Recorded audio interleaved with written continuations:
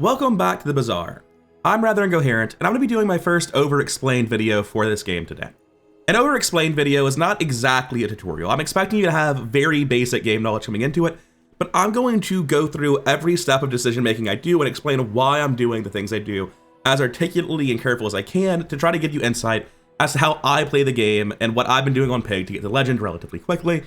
And I should preface all of this with, the patch is coming tomorrow as I record this, today as you watch it, and is already out if you are watching this after its upload day. However, the idea of an over-explained video isn't ever going to be unique to one metagame. Just because I'm doing Pygmalien for this video doesn't mean what I'm saying won't be applicable in a broad sense to Vanessa and Dooley. So while specific decisions will be unique to Pygmalien only events, and any decision we make involving the specific build we're going for will be Pygmalien only, the idea is to explain the thought process to you so that you can understand why I'm doing what I'm doing and adopt that to your own runs, both as Pygmalien and other characters in future metas. Before I even hit the ready button though, I do need to say, the Bazaar is a knowledge game. There are 3 different types of knowledge that you're going to need to have, and no amount of watching this video will help you accrue the knowledge you need to be good at the game. The first thing you need to know is the most basic. Simply put, what do cards do and what events unlock what things? When you go to a medium shop on Pygmalien, what items are available at a medium shop, for instance? That's just basic knowledge. When you go to fights, what items and abilities do those monsters have? And there are sites that can help you with this now. I'll be talking about some of them and showing them off. But the first is just having the knowledge to understand what the options available to you are. You need to play the game and build up experience to get that information. The second type of knowledge that's going to be important is understanding how it fits together, understanding what your builds are, what are your outs to become strong for your own board. When you're talking about what is a strong build, you also need to understand what is your build weak to, what are your opponents likely to be playing, how do you maximize your odds of winning a fight against the builds that are actually in the field you're going to be playing against. The third type of knowledge is just probability. You need to understand, based on all the other information you have, is a 2 out of 5 for something okay better than a 1 out of 8 for something really, really good. You have to make that sort of judgment call constantly, and all of these types of knowledge are going to determine what choices you make, what branching path you go down, and ultimately what build you end up with.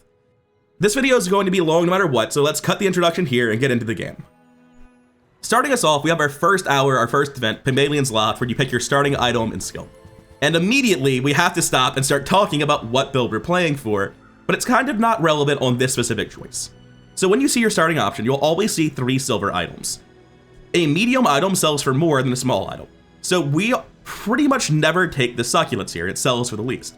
Normally, a flail would just sell for the most, but because Hatchet specifically gives you a silver spare change, anything that generates something else will generate it of the same tier. So a silver hatchet generates a silver spare change, and a spare change sells for 1 if it's bronze, 2 if it's silver, 3 if it's gold, 4 if it's diamond. So in this case, it does sell for the same amount as a flail. So having established the hatchet and the flail sell for the same amount, the flail is the much better card. First of all, just outright, 3x15 for 6-second cast is a lot more damage than 1x15 for a 5-second cast.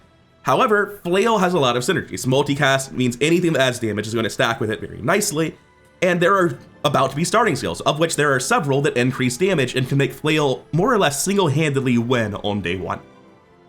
I've fully explained why I'm picking flail, but I do want to briefly articulate something that didn't come up on this choice.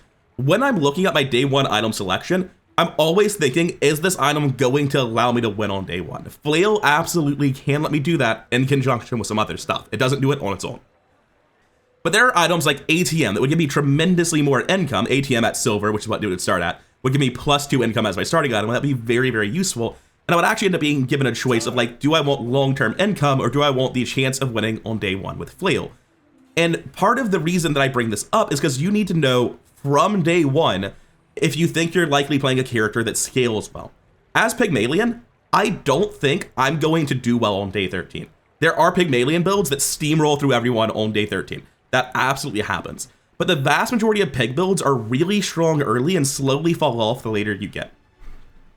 I would say Pig is at his strongest from days 3 through 7, and after day 7, it gets progressively sketchier each day. I don't think he's weak on day 10 by any stretch of the imagination, but I'm never confident on a Pig build on day 13.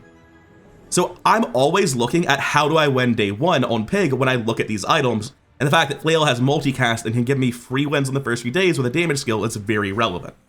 Now, let's see what skills we have. All right. I was worried this would happen, and I had to consider what I would do if this happened. I'm going to talk about the skills I'm not picking. Heal power. Your heal items have plus 18 heal.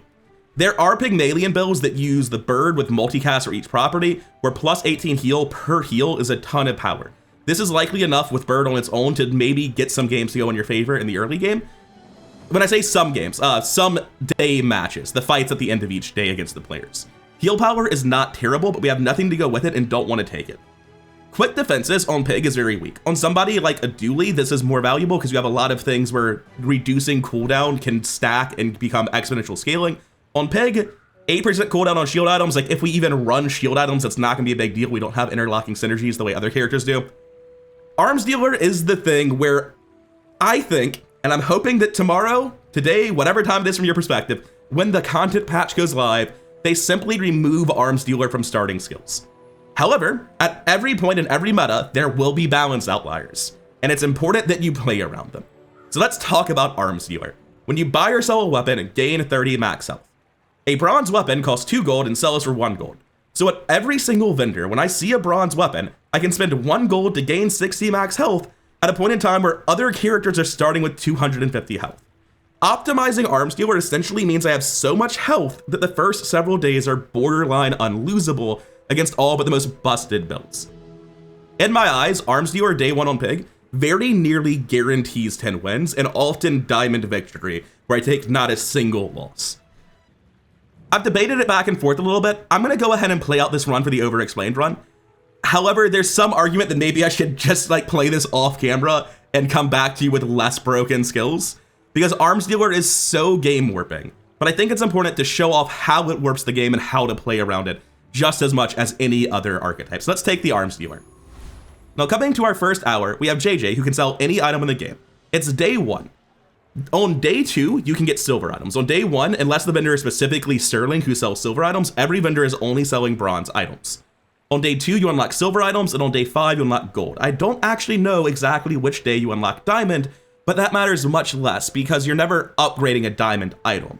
To upgrade to diamond, you buy a gold item, so day 5 is when you can start finding copies of your gold items to upgrade them. Additionally, there are no items. That's not true. There are very few items that are diamond only, and no build is really trying to force any of them, so the breakpoint for diamond is not as important. I believe it's day 9, but I could be wrong about that. Now, Pip sells bronze tier skills. Skills are generally more valuable when you have more synergies. As a basic example, if you have a pile of skills, you can find skills that say when you use a tool, gain haste on something, when you gain haste, slow something, and when you slow, free something. And one triggers the next, triggers the next, triggers the next. And you have to be a character that has really powerful skills available to you that dictate your game plan to justify going to enough shops to really do all of that. However, skills aren't really that good until you're unlocking gold and diamond skills reliably at vendors, and the threshold for that really is day 9. On day 9, skills become very, very good. Yeah, can't even talk. But with only silver and bronze tier skills, they're really not good enough.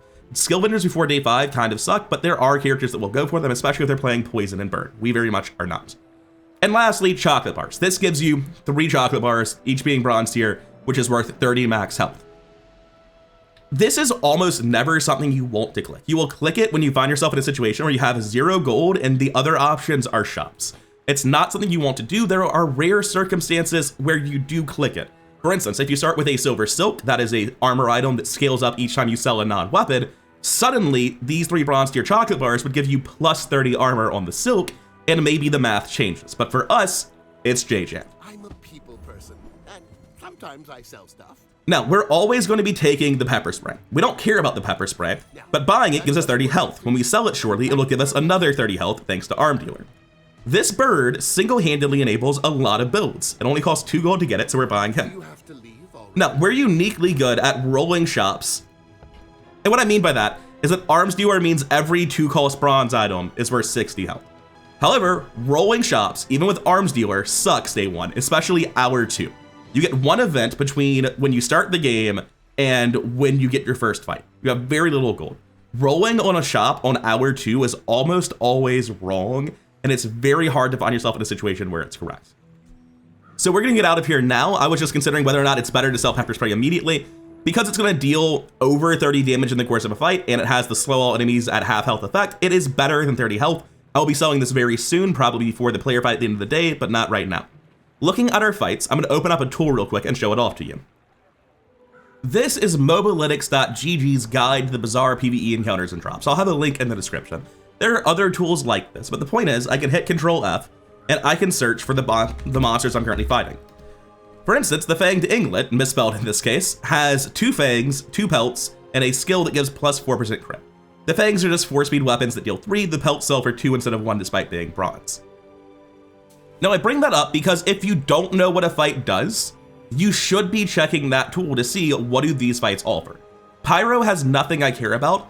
Banana Ball gives me very little I care about, basically just a max health item if I hit it.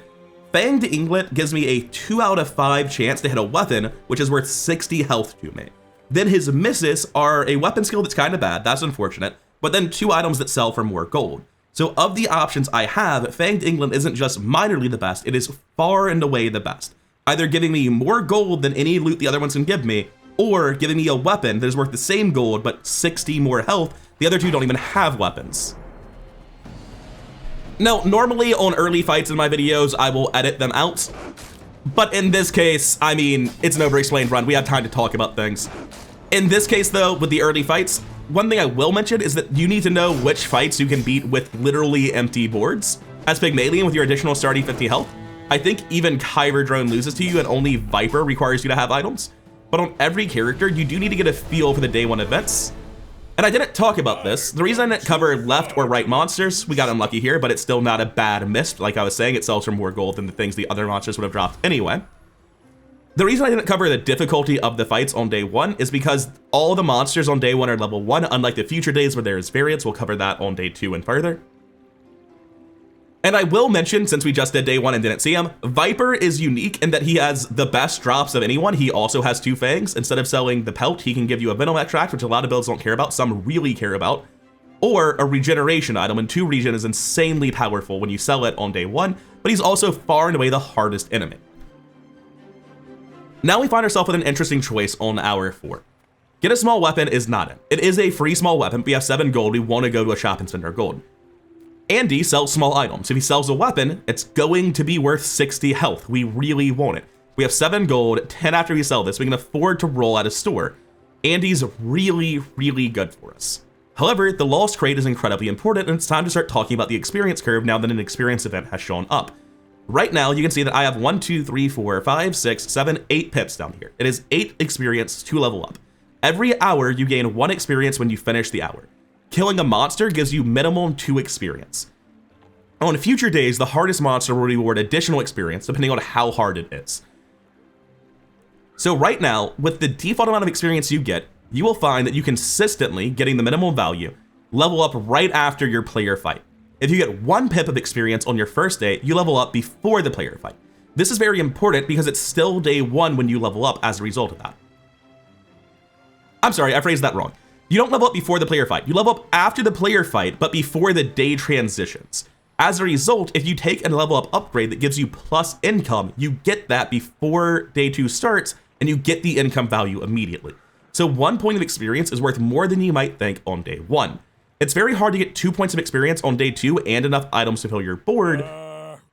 But the reason you might want to get 2 points of experience is because getting the second point will level you up right before the fight. That gives you the bonus health. On day 1, it's very hard to have enough items to fill your bigger board, but increasing your board size before the player fight is massively valuable. This will still be relevant on days 2 and 3 as you still get more board space on those level ups. So getting 2 experience before your day 2 fight is really important for making yourself stronger in those fights. Now, Andy is a wonderful merchant for me.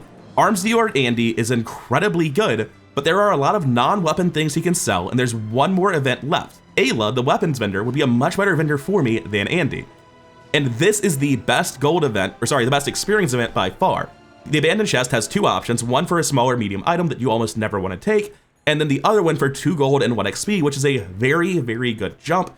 And I'm gonna take this because I need to get 2 XP events, or 1 XP event and fight a harder than normal enemy tomorrow. And this is the best EXP event, and I don't feel comfortable passing this up and spending all my gold on Andy with a jump left. So I'm gonna take the lost crate, and I'm gonna gain 2 gold and 1 XP, and we hit Ayla.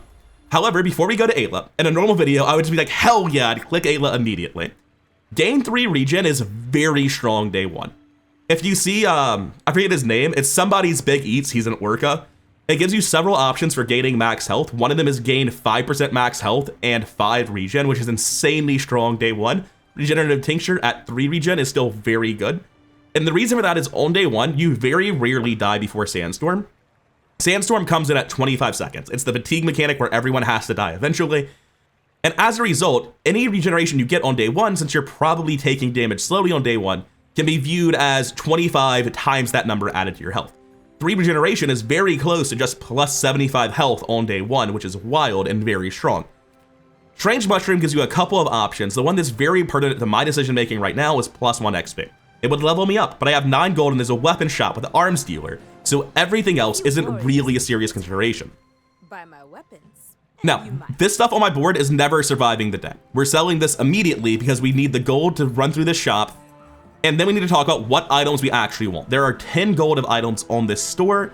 If I buy it all, sell it all, and roll, it'll sell for half the price you buy it at, so it'll cost me 2, 3, 5, 8. I'll have 4 gold on the second page. And some of that's definitely happening. This dog, he doesn't scale very quickly. He doesn't deal a ton of damage. I'm buying him, and I'm selling him every time. This Elati, not particularly strong. It's worth 60 health to buy and sell, always doing that. The Atlattl's where it gets complicated. The Atlatl is not a particularly impressive weapon right now. It has 10-second cooldown, and it deals 20 damage. The item's cooldown is reduced by 1% for every 2 damage it does, so its starting 20 damage is 10% reduction, bringing it down to 9. 20 damage every 9 seconds is terrible. But some of the strongest stuff you can do in the entire game right now revolves around the Atlatl. You don't need an upgraded Atlatl, you just need an Atlatl. And that's a little bit rough for us, because it puts us in a spot where the Atlatl being sold really makes our next flip better.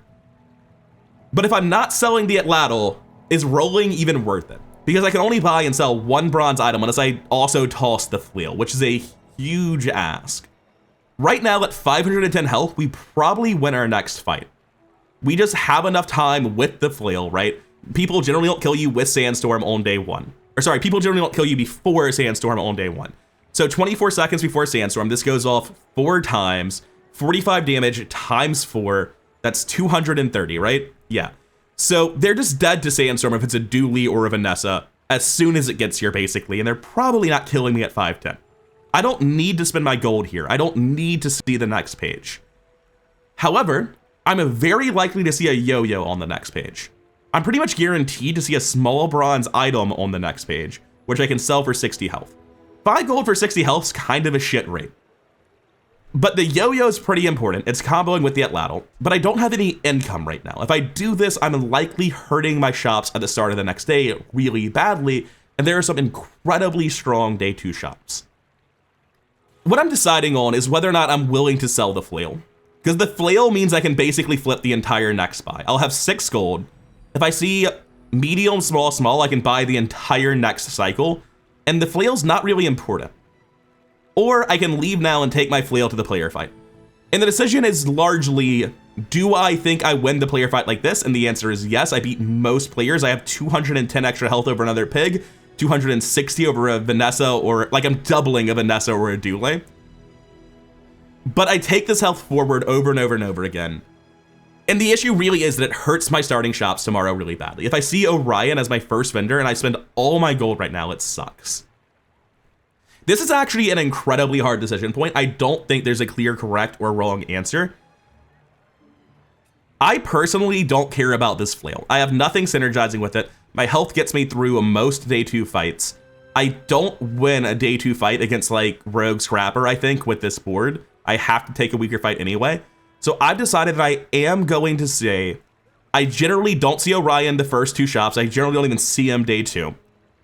I'm going to roll and be willing to sell the flail to juggle the whole shop. That's interesting.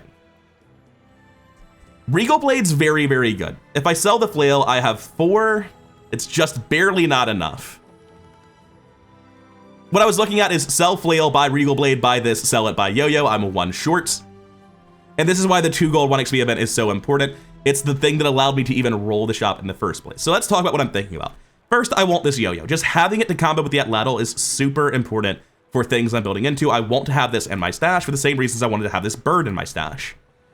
The laser security system has nothing to do with any long-term plan I would be looking to do. It can fit onto boards, but it's never the reason you're building a board. It's just going onto a board and doing something. And at bronze with no properties, this is just getting vendored. I'm juggling it, I'm buying it and immediately selling it to gain the 60 health. Regal Blade is what's interesting here.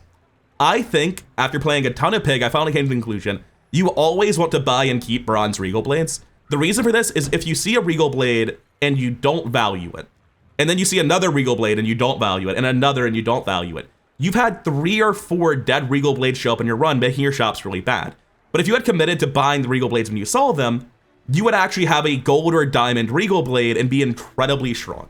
So by making sure you hold on to Regal Blades, you put yourself in a situation where you open up more outs and turn dead shops into strong shops. The issue here is if I take the Regal Blade, I'm selling Flail, buying Regal Blade, buying Yo-Yo. Regal Blade is so strong and this bird is so minor that I might toss the bird and the Flail, buy Regal Blade, juggle this, buy Yo-Yo, and commit hard into going weapons off the Regal Blade find.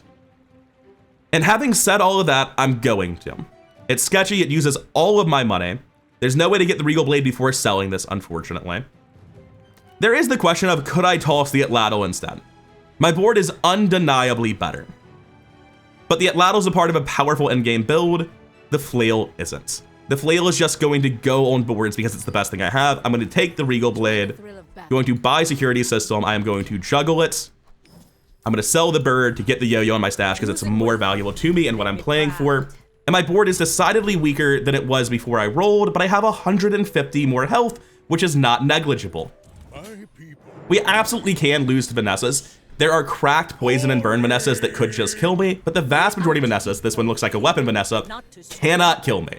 There is simply not enough damage on his board to win the game, even with the extra ammo on a silver grenade.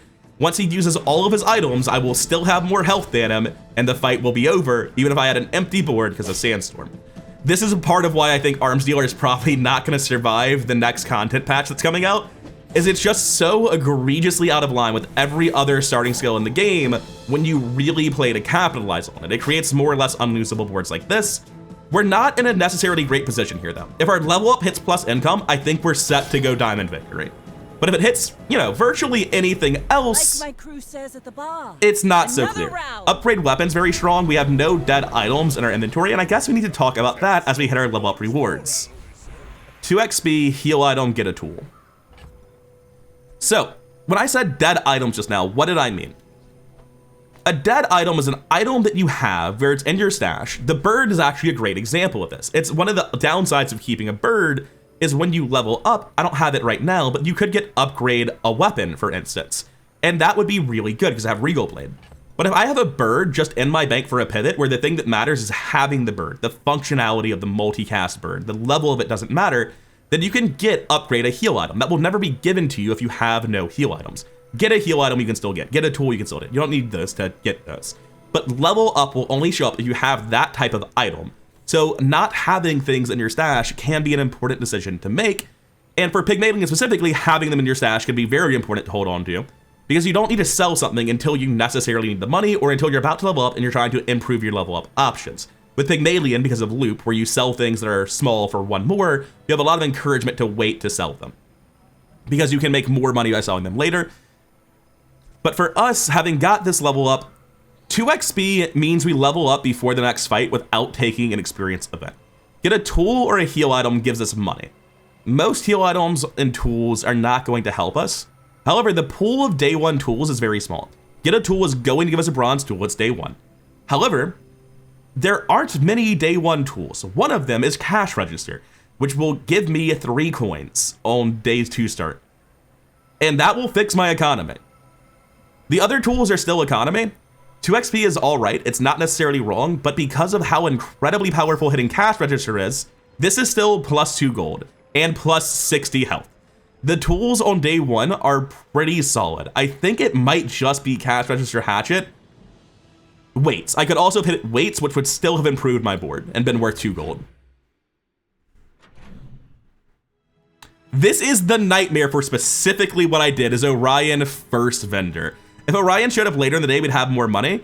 But having seen Orion first vendor, we have to go to him. And this is the problem. Orion has about 7 or 8 items he can give you. Those items include Loop, the strongest economy item in the game, not on the front page, and they also include Crook. The strongest Pig build by far right now is Crook Pig. It's a mid-game menace, it's incredibly high tempo, and we basically have to roll to see it, but it costs 8 silver. 8 silver we don't have. 8 silver we won't have. I want to break down the decision point with a hatchet real quick. I can either upgrade it and then sell it, or sell it then upgrade it. If I sell then upgrade, I sell this for 2. I buy this one and I sell that one for 2, and I get 3 triggers of Arms Dealer. And I come out net plus 4 gold. If I buy this first, I will only get 3 triggers of Arms Dealer. However, when this upgrades, it will give me a silver coin instead of a bronze coin. So it will sell back for 2 because it'll be silver now.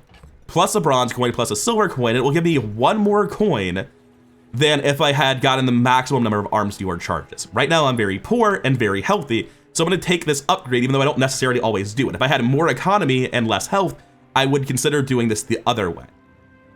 But for now, it's just net positive income and massively net positive health to do this. And this has to get sold. There's no way this is surviving our board. And the issue is that if we roll, we can't afford a Crook. We just can't. Hitting the early Orion is painful here because there's no way to roll. This is the absolute maximum punish for the decisions that I made. I think I might just be buying the cash register and leaving, which makes selling those coins a mistake. If I sell everything I have and roll, I'll go into the next page of the shop with 11 gold, which means I can hold the Regal Blade and still do it. The issue is I will never have enough money for Crook Loop. And rolling means I am not buying the cash register because I won't be able to afford Loop is 4 gold, Crook is 8 gold. Getting Crook is virtually impossible already. I hate it to death, but I'm just gonna take the cash register and leave. I use that brand myself. Quality stuff. Get an item, bronze tier skills, small and medium items. My health's very, very good. My economy's very, very bad, but after I get through the next fight, I'll have gold to spare, unless I buy items now, of course. There's also a lot of hits that aren't weapons. The store is only good if I'm assuming I'm hitting weapons. It's very frequently the case I go here, get nothing, and leave, so I'm gonna take a random item to boost my economy. Marbles isn't quite it, but it's not terrible. I will put it here. The Atlatl is very slow, so I'd rather the yo-yo trigger off the Regal Blade and then trigger the marbles. Maximizing triggers on the yo-yo is worthless because it only deals the 1 damage. Typically, when you're looking at these enemies, you're asking 2 questions. 1, does any enemy offer me something I care about? And 2, what is the strongest enemy I can fight? Going through these enemies, we don't really care about killing Coconut Crab. His Crusher Claw, dealing the damage of your highest shield item, can be important to a lot of builds. It will not be important to us. We're going into Regal Blade and Crook right now. That's what we're setting up for. We don't really have any shield items to use with Coconut Crab. Covetous Thief has a lot of good drops. He has a safe, which is worth a lot of gold. He has a dagger that generates gold when you attack with it. His skill can give you 1 gold for every fight you go to. He has very good rewards. He has a little bit of scary scaling, but with this much health, we guaranteed beat him. Rogue Scrapper gives us more gold baseline and 1 more XP, which is very valuable because it's the reason we'll level up before the next fight. He has 550 health with an item that heals for 60 and an item that hits for 60 and an item that will scale up to hit for, I believe, 40? Might be 20. I'm not actually sure with how small this Regal Blade is that hasn't scaled up at all yet. We're still worse than we had the flail. I think Covetous Thief is the pick. It's unfortunate that we got punished so hard seeing the first store Orion. I haven't seen Orion on day 2 in so many games. I just assumed he wouldn't show up. If we had kept the flail, we'd be in a better spot now because we'd have actually just had an insane store on Orion. I'm going to take Covetous Thief because I know we beat him. And losing an NPC fight is one of the worst things that can happen to you. Instead of, like so far, we've been talking about how to get ahead of curve on experience, to level up right now, or not right now, but before the fight at the end of the day. And that's really important. When you fall behind, when you miss a monster fight, you end up behind on XP. You, instead of leveling up before the day ticks and getting the outcome immediately, or leveling up before the fight and getting the board space immediately, suddenly you're just leveling up after people entirely and falling behind on base XP and getting no benefits. Every decision you previously made to push yourself ahead on XP curve is suddenly nullified and doing nothing. Losing a fight is the worst thing you can do. And a lot of getting good at the game is getting greedy and losing fights and figuring out exactly how far you can push this. But I'm not convinced I beat Rogue Scrapper, and the rewards from this fight are genuinely better than the rewards from Rogue Scrapper, and that's going to help our economy a lot. That is 2 gold every day for the rest of the game. Now, we can gain 1 income, which is incredible. Heal and regen skills are not relevant to my game plan at all, and just generally not that strong on Pig. Health, toughness, and shield items can give specifically the Pygmalien longbow. Pygmalien longbow is very, very good because it deals a ton of damage if you have more health than your opponent, and we will. But gain 1 income is massive. My income is still currently not great. I haven't found great opportunities to improve it. I'm going to take invest in yourself rather than going to a store when there's still an hour left to get a better store option. And now we have abandoned chest, and we come to a really weird decision point that happens with arms dealer Pig, where I can go to Andy. My board's terrible, by the way. This is an awful day 2 board, but I can get 2 gold, 1 XP, level up, and go into the next fight with like 900 health. And yeah, it's a bad board, but I have 900 health. I probably still win. So while I like Andy, I need this gold and experience. I don't need the gold that badly. I want the gold, and I need the experience at some point. Taking this puts me in a better position to win my fight on day 3 than anything Andy can offer me. And Andy very frequently will offer me a bunch of garbage. I'll roll and buy like 1 item. So I'm gonna take the abandoned chest for the guaranteed value on tomorrow's fight. I can already see. We get loot items, only 2, a shield item or an economy item. Shield items are very rarely gonna be good for us. Not because shield items are necessarily bad, but because they don't synergize with any game plan we're going towards. And economy items are incredibly strong. There's a lot of bad ones, of course, but that's not one of them. Moving up in the There are other hits, ATMs, loops, hatchet, that are very, very good. And there are very few hits that are bad. They exist, stuff like the monocle. But with 6 income and a silver cash register, this much health going into day 3, even if we lose, I feel very comfortable. But again, 900 health can just win a lot of fights I have no business winning. And Pig, of the 3 enemies I can face, is the one I'm most comfortable with, because Pig's not going to see very many scaling builds on... Oh, he's also a pickpocket. His Regal Blade is tremendously better than mine. His succulents are massive. His silk, not so great. I might lose this, and the reason I might lose this is because his board actually does something. However, my tremendous starting health lead might be enough to win in Sandstorm. I don't think it will be, but it could be. It's going to be very close. Actually, I think I win in Sandstorm. I think we've dealt just enough arms that we get to win this because we're largely keeping the silk and duct tape down. His heal doesn't matter because we're just slowly grinding through the silk. I'm pretty sure we win this before he doesn't get to win this. Crazy. Just enough arms dealing. If we had bought and sold 2 less items, we would have lost. Which is in a way the flail coming back to win. Although, of course, the flail could still have just gotten a crook and been a much better deck at this point in time. But 2 wins at this point, as greedy as we have been, is very, very good for us. Lost and Found is a small non-weapon item. It's economy, but not much because it's going to be small. And there's not very many small items that aren't weapons we care about. It's pretty much just loop, to be real. You can also get Bird, which could be relevant later. Heal and regen skills. Again, early skills are just not very strong. Heal and regen skills in particular for us. So Quicksil being small and medium items can sell small and medium weapons, which we would love to see. We haven't gone to as many shops as we'd like. Now, the choice I have is I'm always buying all of this. Let's not even like pretend that's not happening. I'm gonna buy this, I'm gonna buy this, I'm gonna buy that. Those are all weapons. We want to sell all of them for 60 health. This one doesn't cost anything. The other 2 only cost 1. It's incredible for us. The choice I have is, do I want to roll? And the answer is yes. And the reason the answer is yes is this can sell loops, ATMs, cash registers, crazy economy items. It can also sell more bronze small items that give me tons of health. I would buy the Tusk Helm every time. The textiles isn't really important to me. It's a big expensive item that I don't have money for. I want to save this money for other shops, like Orion. Please come back, Orion. The belt is plus max health. You might think, holy shit, that's so good with arms dealer. You want the belt. No, not really. The reason I don't care is because if I'm losing with this much health, it's probably a scaling build like Poison that just massively outperforms what I have on the board, where 50% more health is actually like 10% more fight length, if that, because the Poison and Burn is dealing incrementally more damage. Belt is definitely not bad. If I had an insane economy and this were one of the first items I was seeing, I might have considered buying this and not rolling, but not on the last buy, not when I'm selling to get it and bankrupting myself. Going to Ayla, I'm actually not going to sell any of this yet. I haven't sold it yet because there's just not a reason to sell it until you need the money.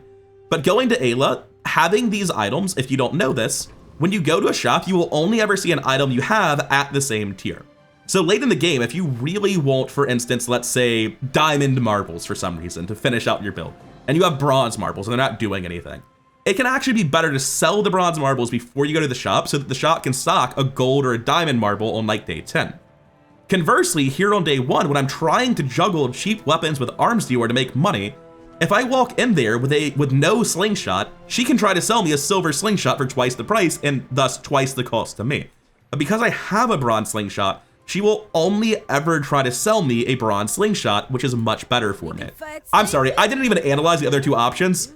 In case it was not apparent, Ayla's really good with arms dealer, and I have enough money with all of this in my stash that the other 2 were not even a distant close option. I legitimately don't know what the second one was. The third one was gumballs. And gumballs are all right when you have economy. We don't have economy. I will try not to do that again, but Ayla here is so good. The Atlatl upgrade's actually fairly substantial. Like, if you don't have Crook, every point of damage on Atlatl matters a ton, so I'm happy to buy this. I'm going to toss one of my silver coins so I can roll after this. If we had stronger economy, I would be very happy to buy and sell this for 3 gold to get 60 health.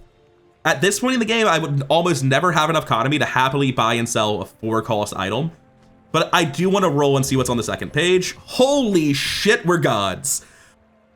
That second page really can't be better. The only question is how much of this can we afford? Everything up here but the cash register is sellable. We have 1, 2, 3, 4, 5, 6, 7, 8, 9, 10, 11 gold. We want more than 11 gold is the problem. We want a lot more than 11 gold. We're never getting it, unfortunately. I would love to buy Crook, Pygmalien Longbow, and Juggle the Pepper Spray. That's going to be 8, 16, 17 gold. If I wanted to get another 6 gold, it's basically impossible. I would have to sell my silver cash register and the Regal Blade. That's never happening. And again, I'm only selling what I need to sell to get everything. I need 9 gold. That buys the pepper spray, puts me to 7, sells the pepper spray, puts me to 8, buys the crook. We're good. Let's talk about this for a second, because I haven't covered why the items are super important. Pepper spray, again, minorly useful item, not nearly as good as 60 health. As soon as board space is limited, it's out. Pygmalien Longbow deals 60 times 2 damage. At this point in the game, that's just very high. The silver Pygmalien Longbow hits like a truck. It's very often the right starting item because it can single-handedly win early fights, and that's still true on day 3. But especially as an arms dealer, it will have +1 multicast if you have more health than your enemy. If we could have afforded it, it would have been wonderful. The reason it loses to Crook is because Crook is a medium 5-speed item that deals 10 damage. That part's completely unimportant. It's text, your weapons have +10 damage for each medium item you have. And again, Yo-Yo is going off every time adjacent items go off. Crook is getting faster for the damage it has. You use, or not Crook, Atlatl is getting faster for the damage it has, which it gains from Crook. At gold, this is +20, at diamond, +50. Crook beatdown is one of the strongest things on the ladder right now, and this is really, really good. So we're gonna sell all of our weapons every time here, because those actually benefit us to sell. We're still at 5 of 9 gold that we need, and we want to sell the minimum number of things possible, which is gonna be these 2. If it were possible for me to hold on to more spare change, I would, because there is a level up upgrade you can get. It's not very good. It says gain 2 spare change, then upgrade all your spare change. So keeping all of this could be pretty valuable. But there's no real way to keep spare change without hemorrhaging something else more important. And because I need exactly 4, I can't sell marbles over a spare change or anything, so I toss these 2. I buy the pepper spray. I sell the pepper spray. If I had 2 more things to buy and sell, I could consider juggling the Pygmalien Longbow, but again, 4 gold for 60 health at this point, just wholly unnecessary. We take the crook, and our build is gone from just like not that good at this point in time to monstrous. We put the crook next to the Yo-Yo because it is faster than the Atlatl, and our Regal Blade has scaled up tremendously in the past couple of shops. Now, at the start of the day, we might not have been able to beat a Scout Trooper. Right now, we kill Scout Troopers so easily it's not funny.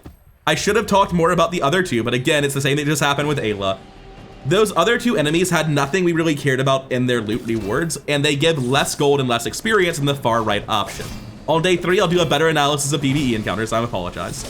But because Scout Trooper is something we crush easily, we want to fight it. Scout Trooper, by the way, deals about 500 damage pretty easily. He's very scary, but if you have a very high damage output build, a good durable build, or just arms dealer giving you 500 extra health, more than that actually, you can easily beat him. He runs out of ammo and stops scaling, and it's just very, very, very good to fight him when you can.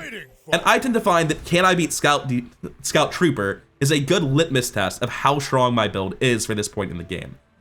Borrow is a joke of an event, and I hope it gets changed in the content patch. I have never seen anyone click on this. I don't know why you would click on this. It's terrible early, and late, you need to be doing really impactful things with your time, and gaining 7 gold isn't impactful in the late game. If I could, as a blanket statement, say always or never click on any one thing, I would say never click on borrow. Ryukon selling weapon skills, again, early skills are bad, but also for Pig specifically, very few weapon skills matter a ton for us.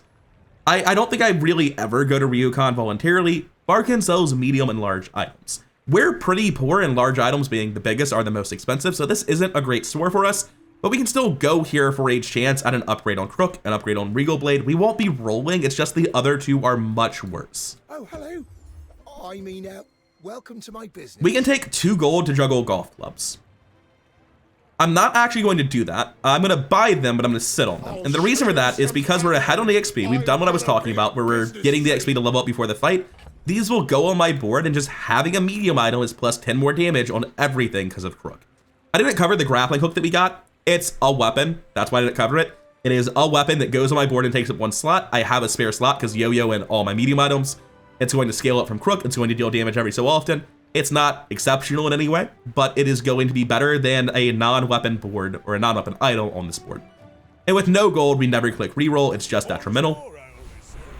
We can get a weapon, get 2 XP, or gain 2 income. It would be 4 if we had a property, but cash registers are tools, not property, so we can't gain that. However, just because it's not 4 income doesn't mean gain 2 income isn't incredible.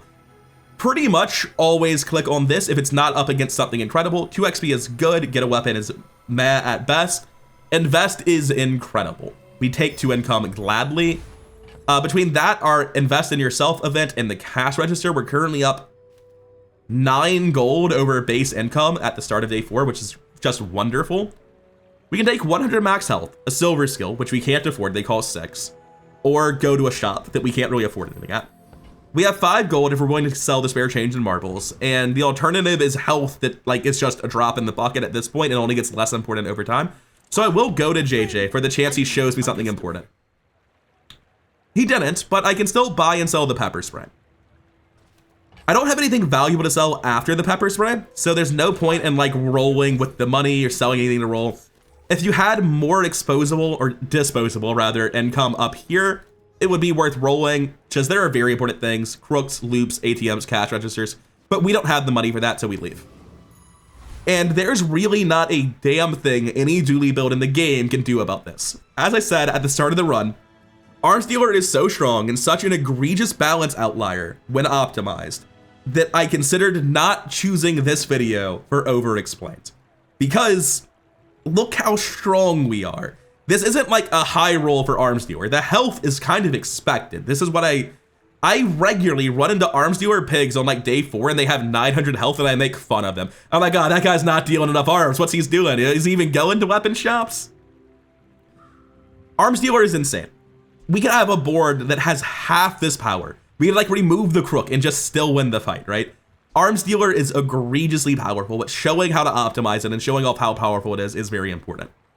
And it might be the case that Arms Dealer gets the axe, that Crook gets the axe, that tomorrow when the meta changes, when the content patch is live, a ton of the decisions I'm making now won't be valid anymore. But that's going to be the case with every patch in the game forever. The decisions that you make, analyzing what's broken, how to abuse it, which shops to go for to get crooks, to get Regal Blades, to upgrade them, to keep the pass open for Lattle and Yo-Yo. Whether or not it's correct to keep golf clubs or sell them, will you have the space on your board? Do you need XP? All of that is a transferable skill, even if the specific build is not. Anyway, Dooley doesn't do well on day 3 in the best of times, and this may well just be the worst of times. Early combat core, he's charging crit core with it instead of building up combat core's crit chance. I don't know about that. It's really a moot point. Like, I'm just bullying him by judging his build after coming at him with this shit. I do want to make a brief aside. With player fights, there's not too much important analysis. Watching them is important to learning what the game looks like, seeing the metagame, seeing how often certain builds show up, understanding how builds interlock so that when you play that character, you have a head start on learning it, or that archetype in that character. But realistically, if you could learn the game at almost the same rate, if you just like stopped looking at your monitor every time you started a player fight, because there's no interaction you have at that point. Now, going into day 4, our economy is so much better. We have 11 gold, 8 income, 6 gold to spare change in the bank. Regen was good on day 1. On day 4, it's already fallen off the cliff. Regen's bad at this point. You would need a fictional amount of regeneration that no character can reach for it to really be powerful now, and you would never click this unless it was up against basically nothing. Eating contest is basically nothing. You can spend 0 gold for 5 items that give 50 health total, 5 gold for 100 health total, and 10 gold for 150 health total. And again, if you have scalers, things like silk, things like loop, where getting items becomes more valuable just because having a bunch of 1-slot items is good, eating contest gets better. But for us, loaded on money, wanting specific items, wanting to see the Regal Blade, wanting to see the Crook, wanting a better weapon than golf clubs, wanting to find more income, we want a ATM, we want a loop. Everything JJ can sell us, we're interested in. Not that one. So there's a bunch of really expensive shit that can be on page 2. And this isn't really very good. I can beat every monster encounter in the game without golf clubs on my board. And even though I have the money to spare at this point in time, there's another potential shop coming up. I'm not going to juggle that golf club. But I am going to sell the golf club I currently have preemptively like a terrible player. I should have held on to it. I was originally considering selling it to buy the golf club, and then I would get the maximum number of arms dealer and Regal Blade blocks. I can't even talk. But the reason I sold it was because I was still thinking about juggling. I should have just held it because I have no reason to sell it, but we get the ATM, and we happily take the ATM. How about this weather? The ATM creates an interesting decision for us, though. If we had a bird, we could put the ATM here, remove this, and put a 3x multicast bird next to the yo-yo. That's part of why I was originally holding the bird, is because it's the best way to chain trigger yo-yo for high burst. We don't have a bird, though. This 9 shield is irrelevant. It doesn't do anything in a fight. When we level up, as I mentioned earlier, we only get upgrades relevant to what we have on board. Now, if upgrading the ATM did what you think it might do, it could be good to get upgraded shield item. Because when you buy an ATM, it says when you buy this, you gain a 2 income on the silver version, and you get the 2 income. But you'll notice that if we get an upgrade event that says upgrade a shield item, we're not buying an ATM. And in fact, that event would not give me the income. It would just give me a better ATM. I don't have a bird. I don't want to hit that upgrade event. If I level up and get upgraded shield item, this has actually pretty catastrophically hurt my odds of getting something good like upgrade a weapon. So even though the ATM is better than nothing, it actually is worse than nothing in a completely hidden way. And I'm gonna put the cash register on my board where the golf club should be if I were good at the game. It's all right, we're getting more weapons, but this time we're gonna talk about things that aren't Ayla. Get a tool, it's fine. There are very good tools. Cash registers, crooks, loops. There are several other less good tools, about 5 of them, but it's not good enough against Ayla with Arms Dealer. Eat at Finn's Big Bite is really, really good. 5% max health and 5 regen is insane on days 1, 2, and even a little bit at 3. At this point, you take it over nothing. Close to get a tool, I'd be back and forth. If I had bad economy, I would go to get a tool. I don't take either of these though, right? Ayla's here. I'm an arms dealer. We go to Ayla. I'm finished with fighting. But okay, yo-yo upgrade. That's gonna be a funny thing to talk about.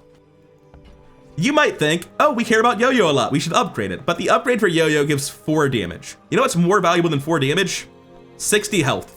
We're gonna sell the old yo-yo and buy the new one, because 4 damage on the yo-yo versus an additional 30 health from Arms Dealer and 10 damage on the Regal Blade is just obviously better. We're going to buy and sell this security system, and we're not gonna juggle the lump horse. Again, we just don't have the money for that sort of thing.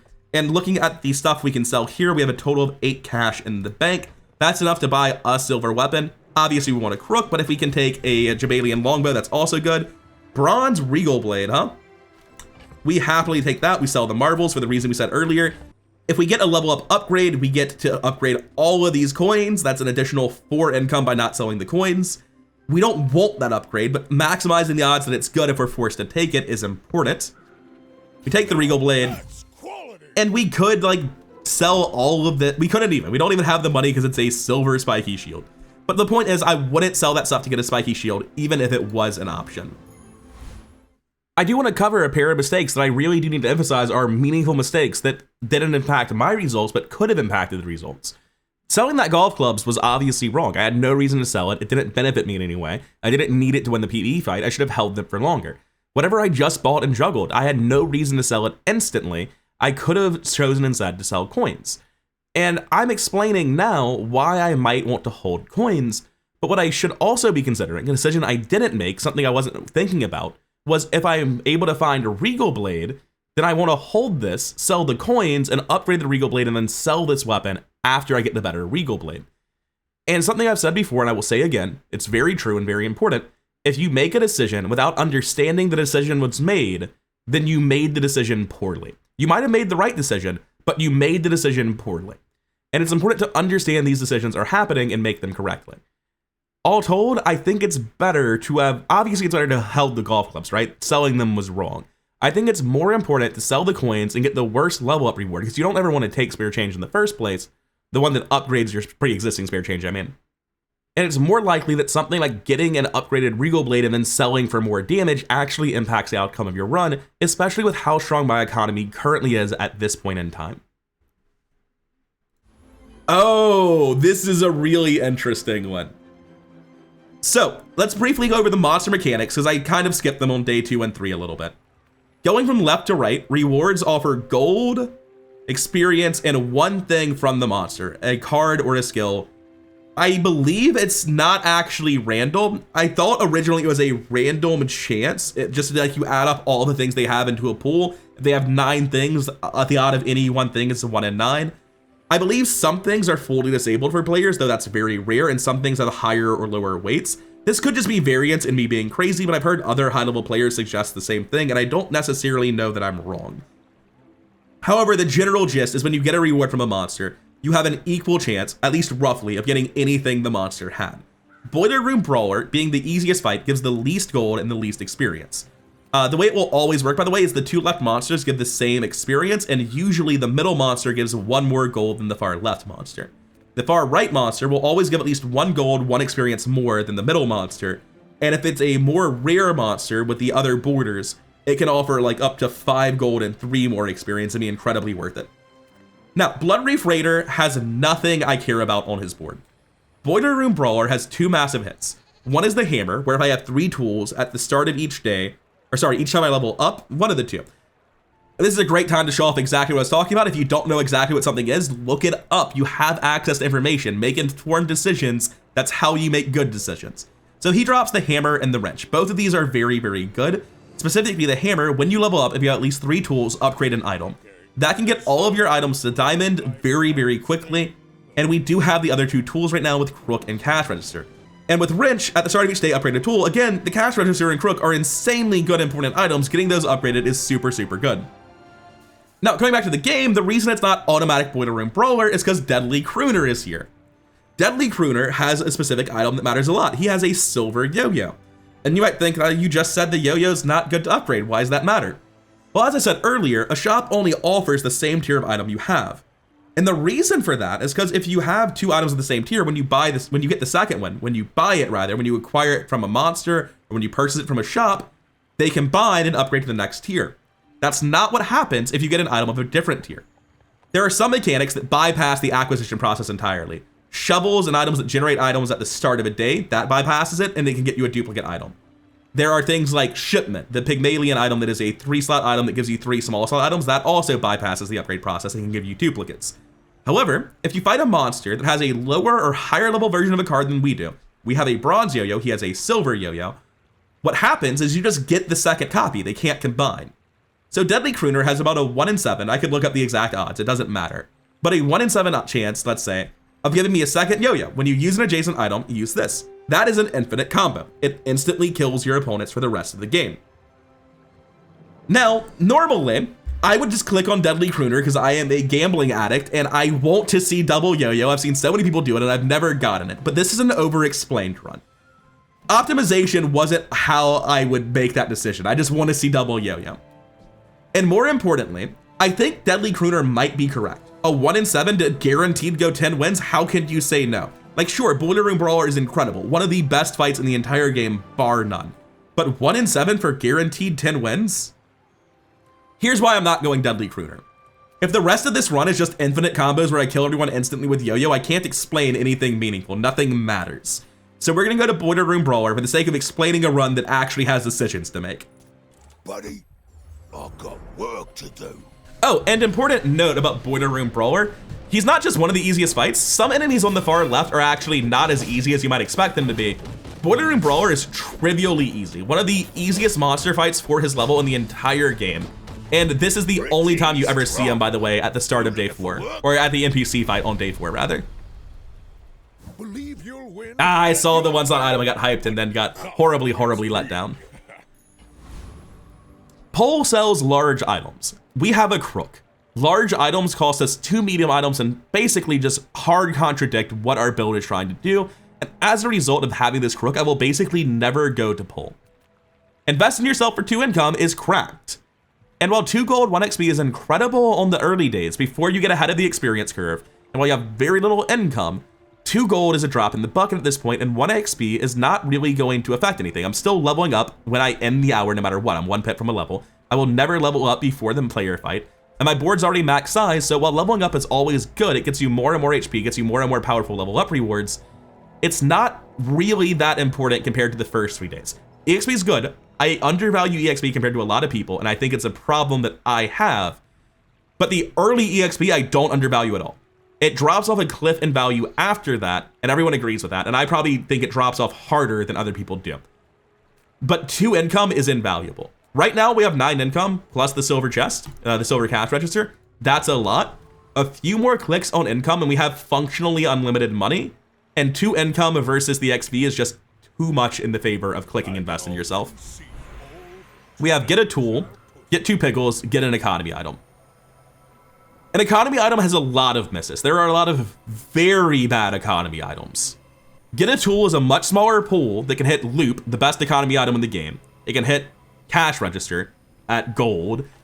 It can hit crook and just win the run, basically.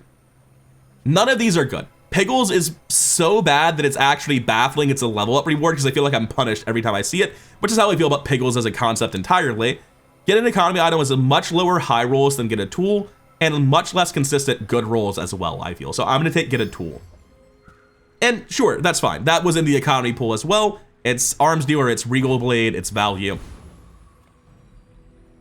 Going into our last hour, we have get an item, work at the docks, and sells non-weapon items. Working at the docks to get a weapon can give us something that's 2 size to put on our board over cash register. It can give us a second yo-yo and instantly win the game, which is a part of the decision. I know it's like probably less than 1 in 50 to just win the game on the docks, but going to Kina is not great. Getting an item is not great. I only have 5 gold. That's why I don't want to go to Kina. Like, obviously going to Kina and getting a loop would be sick, but I'm not willing to sell this stuff to roll on Kina. I'd much rather hold some of it. While I'm here, I'm just going to go ahead and sell. I shouldn't sell it now. Eventually, I'm going to put the Eagle Talisman on the Atlatl. It will be the highest damage output card I have later, but not right now. I need to wait until I have no space on my board and I'm forced to sell for cash register to go off, which isn't happening yet. Because I'm low on income, Kina's just not very good. Because I'm a weapon build, Kina's not very good. Get an item, it's not great. Conversely, get a weapon and give me out-of-class options that bust the build wide open. For instance, a flamethrower. There are just a lot of things the docks can give that are very, very strong. And comparing get an item to get 2 gold and an item, I'm much more likely to get more gold out of the docks. So even though it's not great, in this situation, I think it's the best option I have. And you might think, oh, you should consider getting a tool. By the way, the fact that it shows wrenches for shield items and a claw machine, maybe the end of a crane for a tool, is a travesty. This is literally a picture of a tool. How dare you? But what I was saying is, you might think get a tool, it can hit your crook, it can hit a lot of good things in Pig, but it can also hit every tool and every other character, and it's a very wide pool of very bad items. A weapon is more generally useful right now. Hey, the flail made it back. That's actually an improvement to my board, and I will take it. Because all this damage scaling off the crook is being multiplied by the multi-strike there. Now we need, before we do this fight, to go down to 3 empty spaces up here. As I said, there's a level up reward that upgrades your spare change, so I'm going to toss the hatchet. I'm going to give the crit chance to the Atlatl for later scaling. The yo-yo now wants to be next to the flail, and our next fastest thing is still the crook. So that optimizes the yo-yo for the most damage. We are ready for the cash register. We're ready for the fight. Going into our day 4 fight, we have 2,000 health. Thank you, Arms Dealer, as well as a 45 extreme multi-strike, a 180 regal blade. The multi-strike is actually more like 86 because it's triggering the yo-yo. Jamie Mox has no chance in hell. We are absolutely stacked for day 4. We don't have an upgraded crook. Our economy is not perfect or infinite because we don't have a loop, but we are still doing incredibly well. He has a better crook than me. He has a multicast bird, 5x on the yo-yo, and 960 health. He's stacking up the gem to deal more damage. Against the vast majority of builds, he's going to win. But not against us. That is a very strong pig. He almost even got us. We're down to, he dealt 1,500 damage to us. He's much better offensively. But we just have so much help from Arms Dealer. That is the Arms Dealer difference right there. Now, we have silver chocolate bars. Again, they might be upgraded in tier, but you click this and there's nothing against it, basically. You have to have very direct synergy to care about that. We have Lost Crate. Again, 2 gold, 1 XP has really fallen off in value. We have 21 gold, and there's a weapon shop on board with Arms Dealer. This is hardly a decision at all for me. But this leg. Now, we've got to make some room, and we have enough economy that at this point, I'm willing to spend 3 juggling Beast of Burden. 3 is my cutoff. I wouldn't be willing to spend 4. I'm going to sell the most expensive coins. The upgrade value is always the same. Hey, when you carry my weapon, I fight. Toss all this, scale the Regal Blade, scale the Arms Dealer, roll the shop. Back and tell me. Pygmalien Longbow is very good. It's 3x multi-strike. It's currently better than the Atlatl. Putting it next to this would give me more procs on the yo-yo. So I'm gonna put my bank like this, take the Atlatl off. I'm gonna be very tight on space for a second, but it's fine, because I want the Pygmalien Longbow until this crook goes golden. I'm gonna toss this, buy the hatchet, toss it immediately,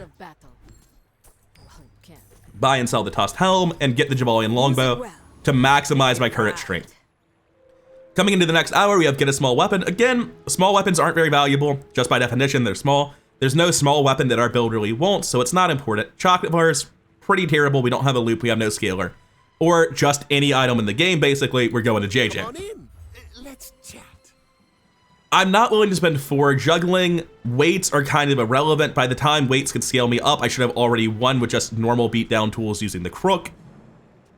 If I weren't using an Arms Dealer build, I'd be really seriously considering like taking weights, holding things, but I don't have a reason to pivot out of crook when I have Arms Dealer. The plan is go Diamond Victory off the back of Arms Dealer, and I think I can easily do that. Spending 8 gold on weights is a very massive diversion from the plan. On the roll, we get the Halati. That's actually an upgrade to our board. Grappling Hook is 7 seconds for 1 attack, but 6 seconds for 2 attacks with a crook is notably better. So I toss the Grappling Hook finally and get this. And again, the belt just doesn't really matter. If I increase my 50% max health, I'm gonna lose to basically the exact same fights I currently lose to. It's not gonna change anything. And checking my bank, there's no reason to sell anything. This is what I want it to look like. We're gonna go fight Gorgon Noble. And I'll cover the other options first. Again, Printing Duelist is gonna give 5, 2, and 1. Going up to the next guy, it's 7 and 2, so you get 2 more gold for fighting Flame Juggler, and you only get 1 more experience for fighting Gorgon Noble. Of the lot, Flame Juggler has basically nothing for anyone who's not a burn build. Printing Duelist is very good for a weapons Vanessa and has very little for anyone else. Gorgon Noble has an ability that where when you go to half health, you freeze your opponent's entire board for 1 second. This is a way to interrupt an infinite combo off of a Vanessa. It's just generally very good no matter what. And most good builds can crush the Gorgon. It's not a very tough fight for being a far right only encounter. So we always take Gorgon here. And there's really not a lot to say about this fight. She stacks up a moderate amount of poison on you, but even without Arms Dealer health, it's not really a scary amount. Pretty much any competent build that is not specifically shield scaling on day 5 will be able to deal with the Gorgon. Not all Pygmalien. Plus 1 XP is still very good. It's the least amount of gold I can get outside of getting a bad skill off of her. I'm gonna sell Lace Security because it's the only one that's not a coin. And for our upgrades, we have hit the jackpot. We have Get 5 Spare Change. That's okay. It's money. If you have a loop, it's a lot more money.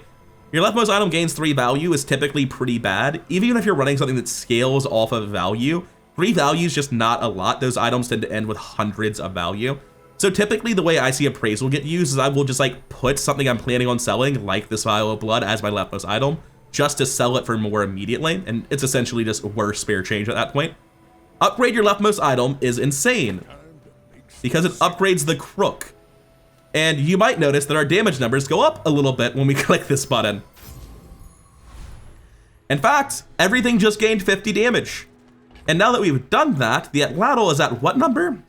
It's at a cooldown of 4 seconds. It is arguably better than the Pygmalien Longbow at this point. It's not, but it's pretty close. The burst damage is higher because it goes off sooner, although the total DPS does drop when I put the Atlatl on board. However, this does not stay on my endgame board. ever. Jabalian Longbow is less DPS than Flail because it's less yo-yo triggers. Less DPS than Regal Blade because Regal Blade will scale up. I need the 2 1-slot items for the yo-yo. I need the crook. The Atlatl will always be on my board once I have a diamond crook. The Jabalian Longbow, it's going to probably get sold sometime soon because I can win fights without it using the Atlatl, and I just need inventory space to make room for economy things. Now, coming back to this, we have gain 2 income, which is incredible. Mountain Pass has 4 options. I forget what 2 of them are because the third one is do something risky and it was bugged and never did anything. It was very funny. And the fourth one, the one that I will almost always click, is spend 1 gold to gain 2 income, which makes it the objectively inferior version of invest in yourself in this case. And lastly, we have Curio.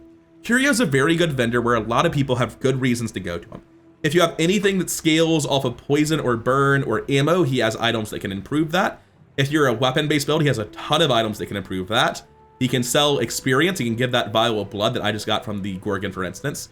He can sell tons of cheap items. So if you have something that scales off of items, like a Regal Blade, for instance, you can get a massive amount of stacking out of him. Normally, I would click gain 2 income here pretty reliably. I'm at 11 income. I have a silver cash register. My inventory is literally filled with coins, and I have a 19 gold and a Regal Blade on board. So while normally I would click on invest in yourself pretty much guaranteed, in this circumstance, Curio is really, really strong. The reason I'm not necessarily going for it is because Regal Blade is one of the more likely cards to fall off of my board in the end game. It hasn't scaled up crazily. Like, there are games where you'll have a gold or diamond Regal Blade at this point, dealing like 700 plus damage. We don't appear to be a hard Regal Blade scaling run. If we go here, I'm expecting to spend most of my money at this shop, and I'd rather have the bulletproof economy where I know I'm infinitely rich for the rest of the game, as opposed to bankrupting myself right now pretty much guaranteed. Because I would use like 10 gold on this shop, and I don't like doing that over securing my future economy. It's actually a pretty close decision, and I'm not 100% sure that I'm right in this one. Relax is something I would never ever take in the first half of a day. It starts your next fight with shield based on level, in this case 600. If you take it on hours 1 and 2, then you use it on hour 3 in a PvE fight, and that's terrible. In hours 4 and 5, you'll use it against the player fight, and that's actually really, really good. If you're thinking the fight's gonna be close. I'm not thinking that. I have a golden crook and 2.6k health on day 5. I don't need to relax. I am wired. I am going to win the fight. Work at the docks to earn some coin. We talked about 2 gold in a weapon is economy. It can give us better options than what we currently have. It's not bad.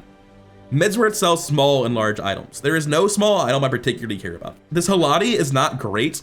It's probably the best thing I'm gonna find unless a monster reward gives me something better or I find out of class options to replace it. There's really only loop as far as Midsworth's entire card pool is concerned. I can't think of another small item that reasonably goes on my board. And loop doesn't even go on my board. It goes in my stash forever and it makes me tons and tons of money. I'm gonna work at the docks just because large items are so uniquely terrible for crook builds. I don't need the income. It's just that I don't think I'm getting anything particularly valuable out of Midsworth. And this means I'm comically over what I need on income. I was expecting to spend gold on a shop here, but that means we just get to be incredibly frivolous on future days with our income. What are the odds of that? All right, Jabalian Longbow doesn't want to go. I mean, it's a massive loss in damage with the Atlatl on board now. And as a result, I am going to sell 2 of my coins and keep the Atlatl in the stash. The 140 times 3, because I will have more health than my opponent, is just too much to drop down to the 4-second Atlatl. All right, Jaxian, I have a strong suspicion that despite being level 7, I have a lot more health than him. He has a bunch of shield skills. Oh, he's a bushel build with force field. That's really hype. It's not gonna work. Like, this is a really cool build, and this is why you have to live in perpetual fear of the crook builds right now. Because the fact that I'm up about 1800 health over where I should be doesn't even come into play. Was invigorating. And I'm not even at diamond crook yet. That's just golden crook. We can do a lot worse. Now here, 150 max health, drop in the bucket, not really important. Weapon skills, day 6. Weapon skills tend to be pretty weak on Pig in the first place, and it's not even good skill time or not day 9 yet. So I'm going metal every time. You might notice I have a lot of medium items that I might care about, and I have the sort of gold to juggle bronze and silver medium items, to be honest. moderation. Do I want to hold an ATM? Nope, I'm still really concerned with maximizing the odds of getting the Diamond Crook upgrade, which means any upgrade in my pool other than upgrade a weapon is an upgrade that's probably making my level up rewards worse. I do need to make some room. So again, toss some experience coins, some silver coins rather. I am going to buy and sell the ATM for +2 income. Oh, delivery's free. I have the gold to juggle a spiky shield, no problem. I don't want bronze weights. There's an argument to taking a globe. I've got nothing going on in my inventory really. I got the room for it. I don't want to. 16 gold is enough to undo most of the work I've done and actually leave me making hard decisions for economy. So I'm going to toss the spiky shield. Nothing's ever going to make that worth more. That's not true. I could get a Regal Blade upgrade. I should have held it. If you have a loop or a lemonade stand, the gumball machine can be very good. But in my case, where it's just going to hemorrhage 2 gold an hour, I can't see myself running it. And while Grindstone is capable of being a good item, it's actually one of several items that's relevant in making Crook a reliable strat. Because what you'll find yourself doing when you're doing builds that have good flail synergy and good atlatl synergy is you can find yourself in a spot where you miss the Crook, and Grindstone and Weights, these cards I'm not taking, are actually cards where you just scale up a flail and that becomes your win condition in lieu of the Crook. At least for like days 2 through 5, right? 2 through 7 even, really. You do need to transition out of Grindstone to other things later, but it is something that makes the Crook builds better by being an option you can hit when you're missing the Crook. We don't need it, we've hit the Crook. Now again, large items make Swinders bad for us. Pole being exclusively large items is terrible for us. Chocolate bars aren't good, and 3-Spirit Change is pretty miserable. Large items can be lemonade stand. We have the cash register. That's like the only thing it could be. If we take the lemonade stands, we immediately run out of bank space. We're at 2, 4, 7. We have just enough for a cash register. We can't really hold anything after lemonade stands. We'd rather be holding a loop. We'd rather be holding potential pivots like the atlatl. So, it's just the idea of going here and spending 12 gold on the lemonade stand is terrible. So even though it sucks, even though I don't like doing this, I don't need the spare change. I'm gonna do it. Now, getting into our fights, the easiest fight, the Dire Inglet, we crush it, but we can get more rewards going to Trash Golem and more rewards still by going to Infernal. Infernal is one of the only fights we could have gotten where I'm not sure we win. Infernal stacks burn incredibly fast. He also has no rewards that are really good for us, aside from just getting, you know, more valuable rewards because he has higher rarity stuff, potentially even a 50 gold reward, I think, on Infernal. The decision's just, can I kill him? So let me go briefly check out his page.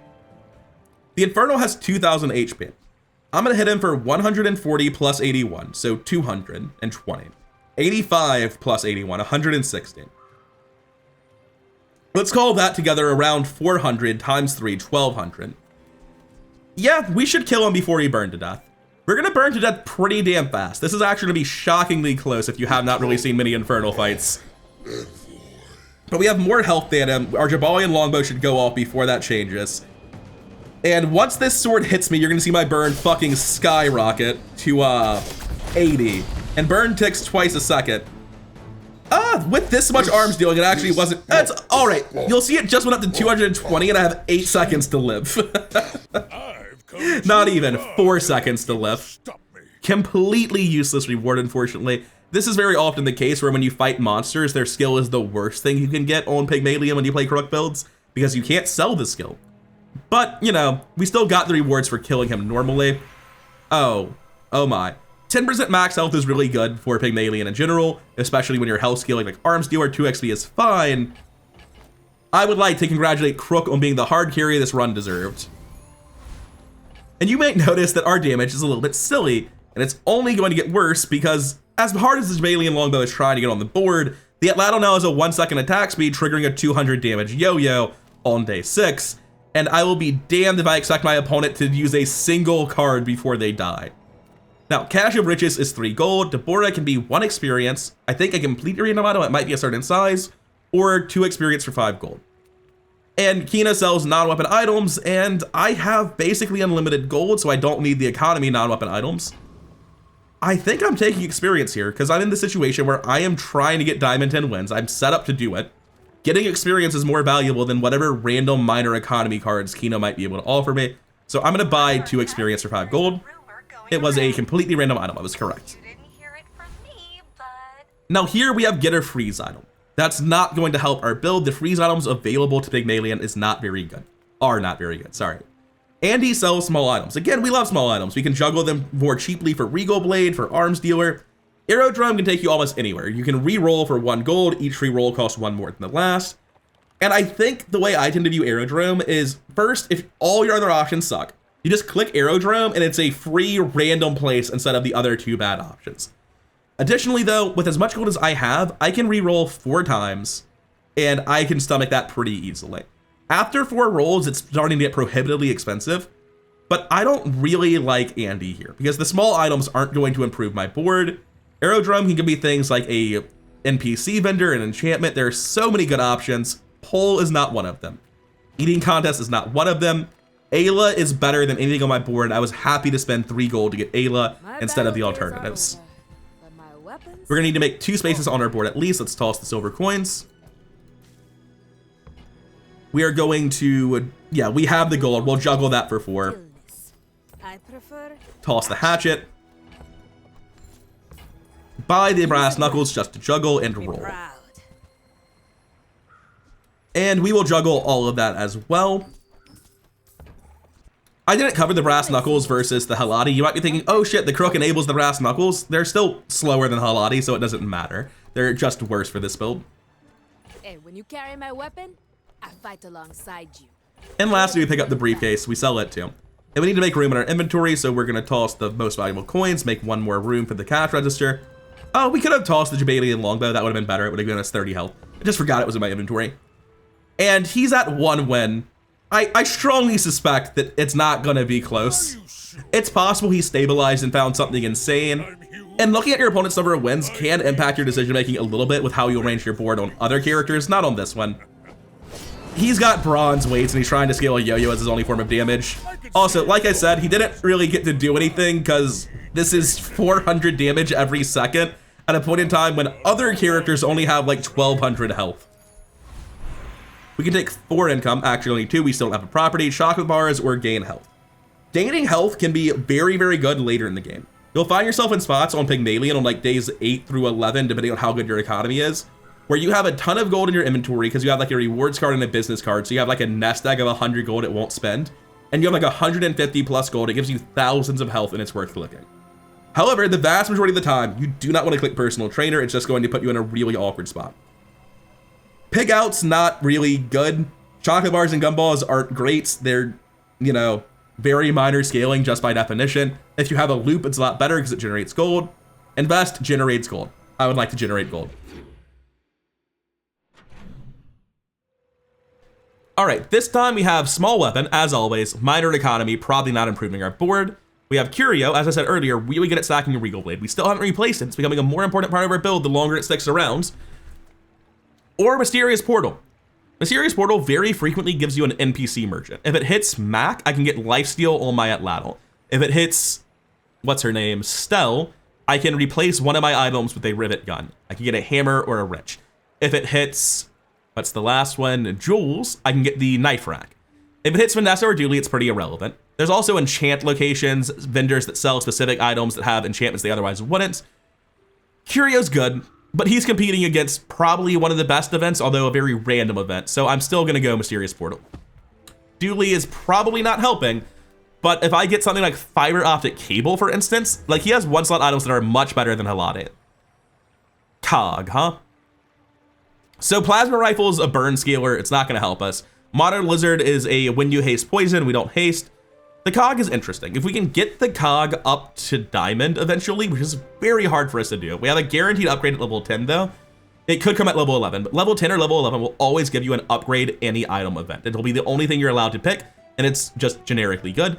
But putting it on cog, if we get cog to diamond, it is haste both adjacent items for 3 seconds. So that'll be better than the Halati. We can put it between, say, Regal Blade and Flail. Hopefully our board will be better by then, but the cog is not terrible. I'm willing to give up some inventory space. Let's talk the Pygmalien longbow, like I said last time, and keep this cog in my back pocket. And I'm going to roll and see if he gives me anything better. First Aiden's a very good card, but I mean, he's not that good outside of Dooley. He has a lot of synergies with Dooley that it really matters with. Crypto will generate money, probably. So I'm gonna take the crypto. Insecurity camera has nothing to do with us. We're not using shield items, so it's not really relevant. Dooley had some hits, but we didn't find them. That's fine. Is there an argument that the Cog is better than the Halati already? No chance in hell. 1 second of haste every 4 seconds on the Regal Blade is nowhere near 400 damage, but it could be better later. 200 max health, drop in the bucket, chocolate bars, low value. Andy, let's get to know each other. Finally a good time to click on an Andy. Holy shit, Andy's trying to convince me to come here more often. Rewards card is insane economy. Every time you visit a merchant, it gains 3 value, and the item to its left gains 3 value. So 1, it's 3 gold every time you go to a merchant, and 2, it's 3 gold later whenever you eventually decide to sell the rewards card, so it's a nest egg card as well that's actually giving you, and gold at least, 6 gold. It's 1 gold at bronze, well, 1 gold on both items, so 2 at bronze, 2 golds on both items, so 4 at silver, and now at gold, 6, and it's very, very good. Loop sells all your small items for +1. It's the reason we've been holding on to shit, basically. So we're gonna toss one of these. We're gonna buy the loop. You're a smart one. We're gonna move the loop over. We're gonna toss another one. We're going to buy the brass knuckles. Toss the brass knuckles to make the money and the Regal Blade scaling, or not the money, the Regal Blade scaling and the arms dealer, and then we're going to roll.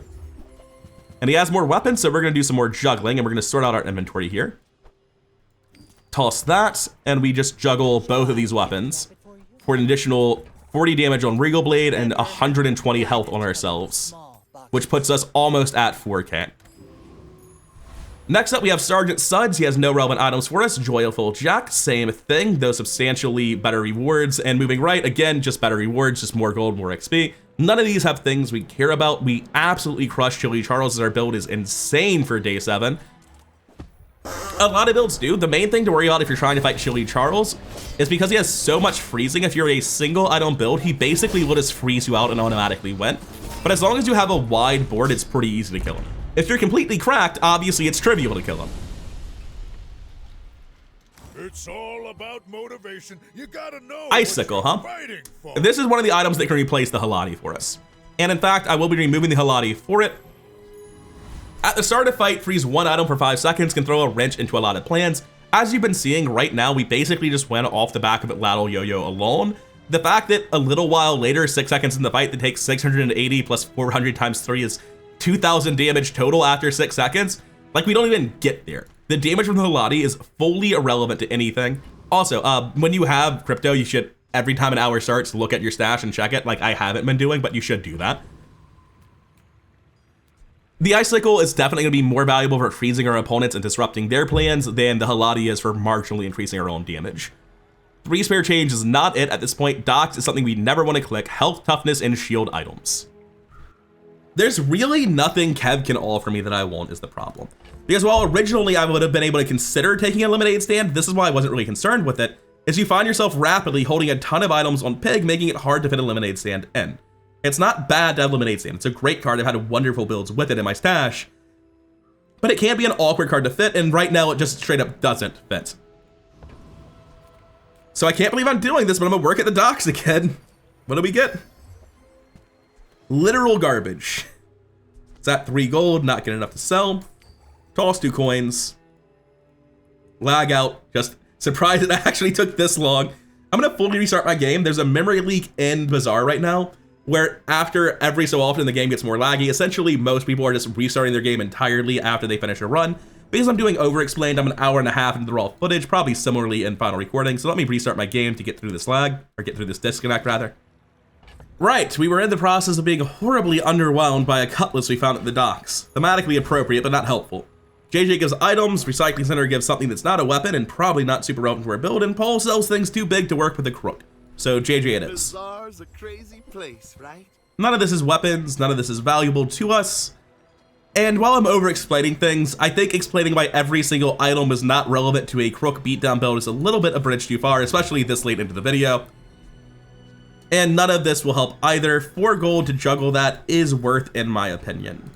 Now, if that doesn't work out for you, Got a level up. Oh, I did not realize I was leveling up. I should have sold this before the level up. I wasn't paying attention to my experience. I was just restarting the game and all that. If I had realized that, I'd have done it to make sure I didn't get the upgrade for shields. None of these are valuable. 2 chocolate bars is 40 health. 40 health is drop in the bucket. I have a ton of income. 3 gold isn't much. So while 447 health is not a lot, the other things are even less. We toss the shield, we toss this coin because it's the most valuable coin. Whenever you're selling your coins, you want to sell the most valuable one so that you can have the most inventory space available and the most gold simultaneously. And we're up against Vibes. We're 6-0 to his 4-2. I feel pretty comfortable. There are very few Vanessas that put us down at this point. It's possible there is some absolutely cracked poison scaling. He can hit an infinite burn combo pufferfish. That looks remarkably fair.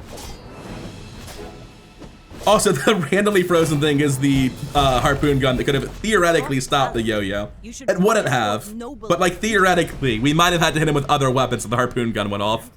That looks like a pretty good poison build, to be honest. We're just absolutely insane for day 7, and this is a big part of why Crook is so strong. If you hit any sort of early Crook between weapon upgrades and your level 10 upgrade, you're pretty much guaranteed a Diamond Crook eventually. Hitting the Crook when I did isn't even particularly bad. I have seen day 3 Diamond Crook while I was grinding the ladder with this deck. I've seen pretty regularly day 4 and 5 Golden Crooks, and I've seen more than one Diamond Crook beyond that day 3 Diamond Crook, where it was like day 4, day 5, day 6 Diamond Crooks pretty commonly. Like, it's not guaranteed, but it's not rare. 3 spare change, chocolate bars, and heal and regen items. That's pretty miserable. This is just about as bad as it gets. Going to a shop generates 6 gold, which is more than spare change will give me. So I'll go to Herma, but like, this really doesn't do anything. Yeah, it's useless. What a surprise. Small heal items, small items, and Pygmalien skills. Now, Pygmalien skills aren't great, but there are some pretty good Pygmalien skills. Weapons gain damage equal to your income, equal to double your income if you get the diamond version. It's day 8, so I don't think I can get diamond versions, but I could be wrong. He has a diamond skill that gives weapons damage equal to your gold, which is absolutely tremendous.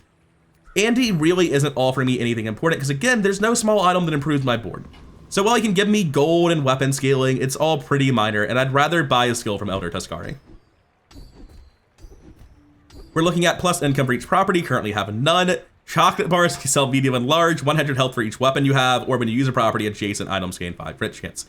These are all pretty weak. This is why I was saying earlier in the video, you pretty much want to start going for skills after day 9, because like, we're gonna take Brawler, it's gonna give us 500 health, and that's not bad for a skill, to be honest, but before day 9, skill vendors tend to be very underwhelming. Now here, we're very happy with what we've been given. Joyful Jack is not relevant to us, weakest enemy, no reason to go to him. Infernal Frigate, again, no relevant cards for us really, medial rewards. Typically, when you're looking at these enemies, you're asking 2 questions. 1, does any enemy offer me something I care about? And 2, what is the strongest enemy I can fight? With Robo Bouncer, not only is he offering the most rewards, and not only do I crush him, he has a large variety of items that will improve my build. Not tremendously, but they will.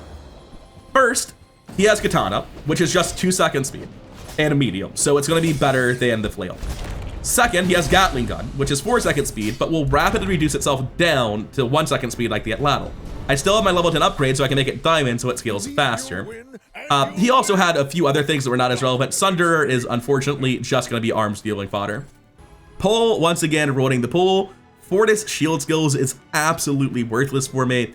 And that leaves me to start my next fight with 900 shield. There is not a shield skill I can find that will be relevant. If it were day 9, I'd consider it. There are some very strong diamond shield skills where they're so powerful that a shielded enchant becomes valuable.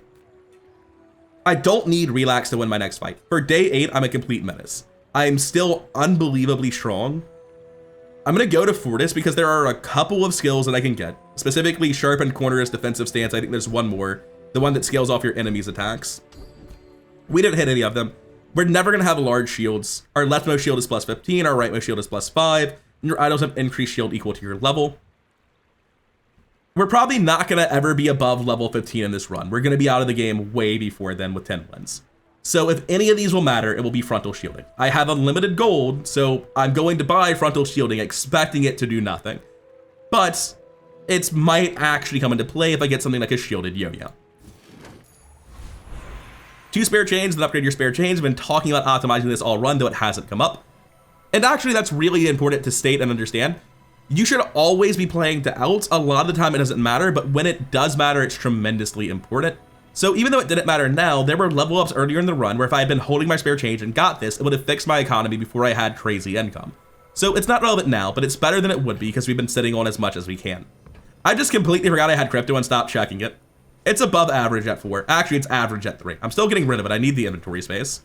I just assumed that I was doing spare change for some reason when I sold that stuff, but that's really random because I have so much money, there's no reason this would ever be right. An economy item was bad, again, incredibly wealthy, but a weapon's still pretty good. It can upgrade Regal Blade, upgrade Atlatl, upgrade this. It can just sell for arms deal, which is probably the best thing you can do. Yeah, sure. 2 gold and 60 health and 20 damage on a Regal Blade. It's good. 1 XP is not great. Gumballs are not great. Even though I have a limited economy and can afford the gumballs, they're just not very good. And Kev's armory just isn't going to be relevant, unfortunately. He sells a lot of large properties that interact with your health and your shield and that don't matter to me at all. He sells Pygmalien longbow, which isn't good enough to be in my build. He sells belt, but I am a pure beatdown deck where belt will not change the outcome of my fights. Unless I get specifically an incredibly high burst, but not infinite Vanessa, then it could turn the tide, but that's it. So I'm gonna take 1 XP here. It's incredibly marginal, but I think it's the best thing available to me. And I am going to clean up my stash in preparation for the next day, move these over. It doesn't matter, there's gonna be silver coins everywhere anyway.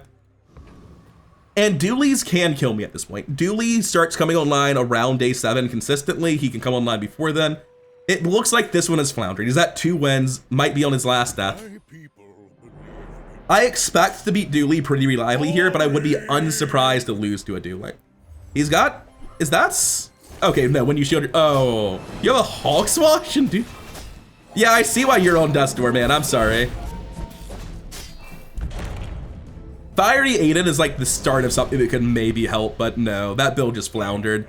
He's just got a lot of balloon bots in a dream. 3 gold is not exactly a cache of riches. Eating contest is useless. Middle can at least upgrade my cards. If I don't have what you need, I'll help And also, you know, sell things to juggle. At 100 gold, you start having an interesting choice. I can afford to juggle Pygmalion's dagger. 8 gold's a lot. I can do it. However, with 17 income and only a silver loop and silver cash register and gold rewards card, I'm getting there. I think that at this point in the run, it's a pretty minor increase. If I had a gold or diamond Regal Blade, maybe I would. But 8 gold is actually going to meaningfully hurt something like gold scaling weapon skills, so I'm not going to do it. I will take the extra income though. Toss these, move this over so it scales up later, get the ATM, and get out. So Orion's really good. He's a lot worse once you have a diamond crook. Spare change is irrelevant, and heal on region items is irrelevant, so we will still go to Orion for potential at loop and cash register upgrades. And of course, we will always juggle a hatchet because it is a free item. It's worth 4 and 4, a little bit more than that because of the loop. With the loop, this is actually +1 instead of break even. It is a slight loss on golden hatchet. I just forgot about that. I didn't even realize it was gold when I bought it. Weights and grindstones are not us. And sadly, no loop upgrade, no cash register upgrade. We hit pretty much everything else. Can't really imagine any of this going into the build, so I'll be on my way. All right, this is a great example of what I was talking about earlier, where knowing which fights have what else is important, and also my paranoia about certain things being less likely. We crush all of these fights, none of them are difficult, so we can go to Enclave Revenant. It's the most rewards, but Enclave Revenant has a net total of literally nothing that will ever impact my build. Elite Duelist has multiple things that are tremendously good for me. Exactly 2 out of 12, I think. He has 10 items, 3 skills. Sorry, 9 items, 3 skills. Knife Block is very, very good. And Big Ego, giving all my weapons lifesteal, is insane. I've never gotten Big Ego. I would think it was disabled, but I saw 1 person on the ladder with a Big Ego in all the time I've played. It's all about motivation. Still not me. At least we scale Yo-Yo. The knife set would have been tremendously powerful. Kind of sad not to get it. Now we have an option here of scaling Regal Blade, Atlatl, Flail. There's not really any other options. Upgrade your leftmost item, huh? I thought it was weapon because I'm very dumb. I'm actually going to upgrade the cog. None of these upgrades are going to increase my chance of winning past day 10 in any meaningful way. I'm going to take the cog upgrade because it's the only thing I can put on my board that will like meaningfully impact anything past day 10. If I get this to diamond, perpetually hasting both like the flail and whatever other weapon, at this point it's still the Regal Blade, is far more valuable than any minor damage a weapon upgrade will get. Even a Regal Blade, because while Regal Blade has scaled up a lot to this point, you might be like, oh, you can get it to gold, it scales twice as fast, we have unlimited money. We're at a point in the game where we start going to stores less and less and less. And the reason's just because skills are really good, it's day 9. So as we get this much income, the best skills available, you start scaling stuff like Regal Blade less because you simply go to less stores.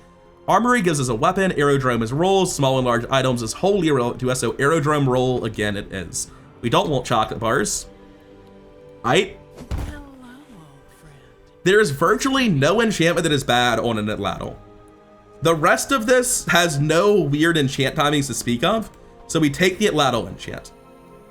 If it's Radiant, it's great. If it's Lifesteal, it's great. If it's Deadly, it's fine. We got Heavy. Slow 2 items for 2 seconds? Why is it slow 2?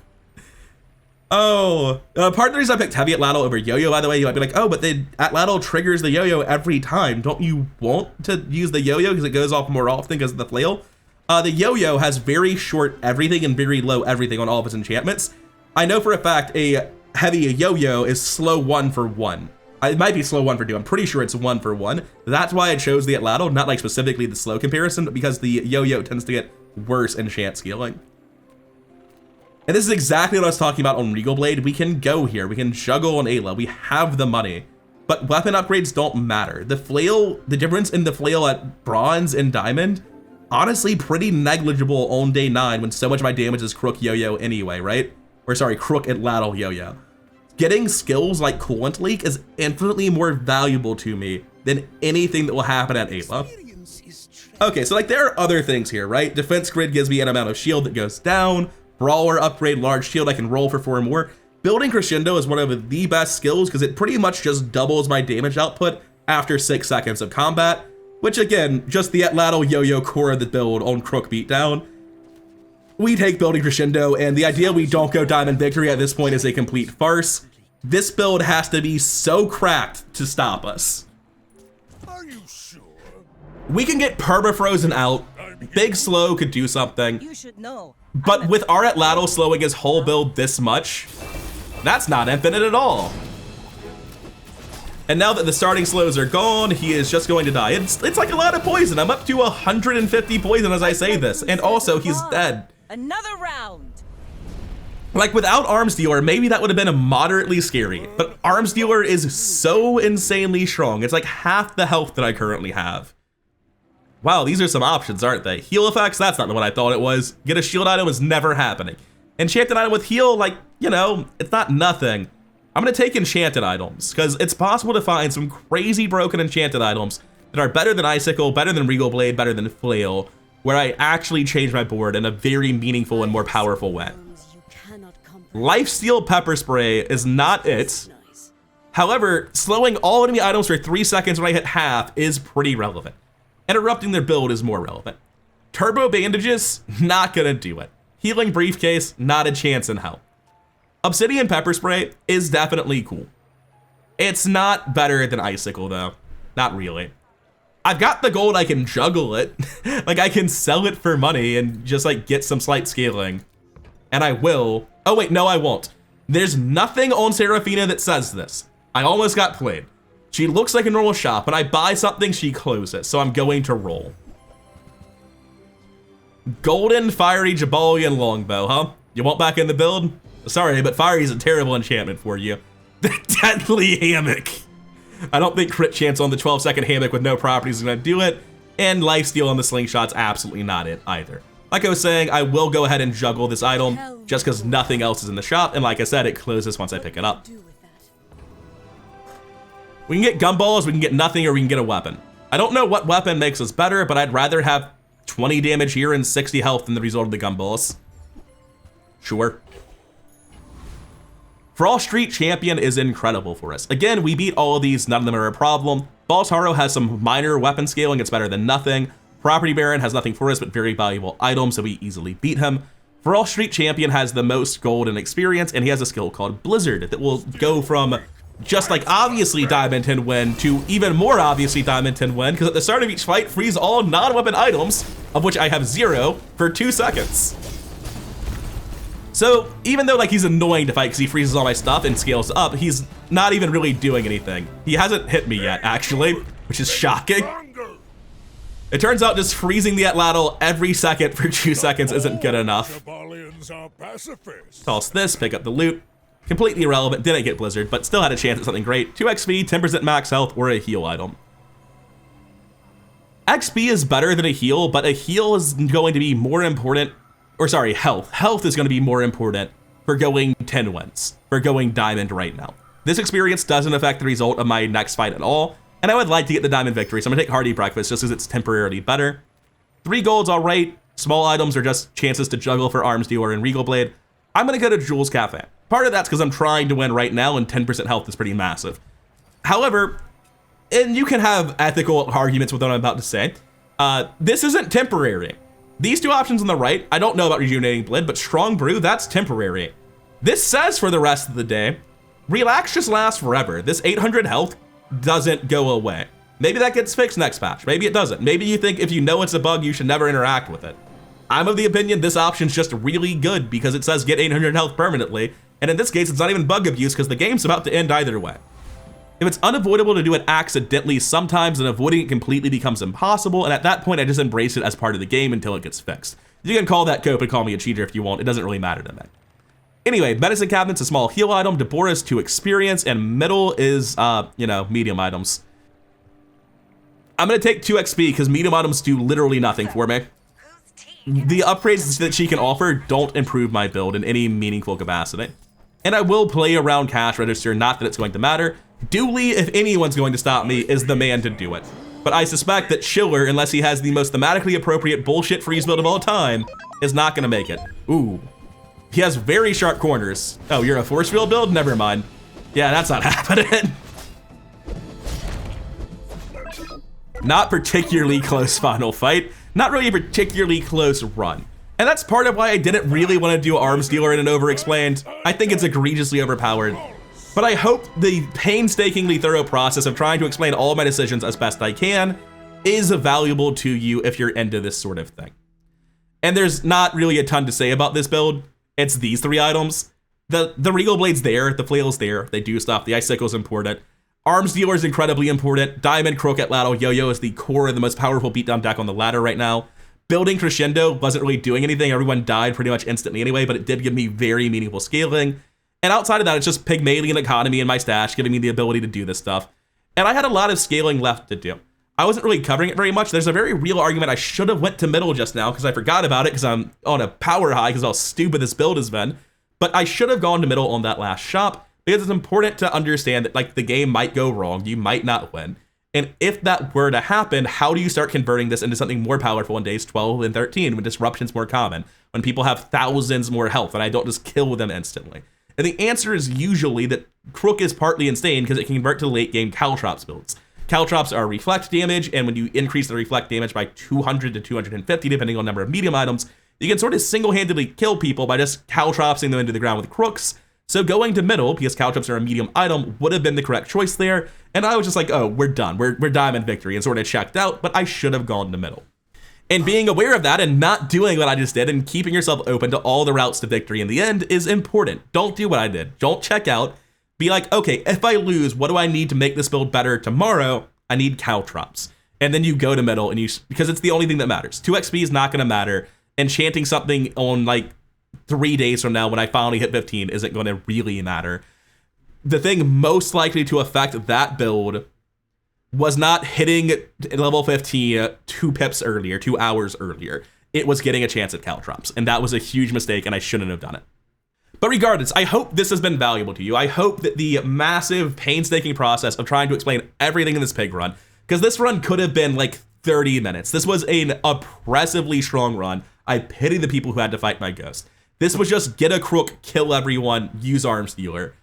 But I hope explaining why and how every decision was made helps you to understand how I play and how to optimize decision points in this game. Anyway, I'll be doing this again on more complicated builds in the future. I didn't know if I wanted to do this or not because of the upcoming patch, but I feel very comfortable on Pig. I think the skills for this game are largely transferable. The things that make you good at playing Pig in this meta will make you good at playing Vanessa in the next meta. You just have to relearn what the builds are and what the cards are, and then the same decisions get made in the same ways. Anyways, that'll be all for now. I've been Rather Coherent. Thank you for watching. Thank you for your time. If you did like the video, then please do like, comment, and subscribe. This takes like twice as long than the normal channel video to explain everything this thoroughly, so I really do appreciate it. It really does help the channel grow. And I cannot overstate my appreciation and my gratitude for my supporters, both on Patreon as patrons and here on YouTube as channel members. I'll see you tomorrow in a brand new meta when the patch hits. Good night.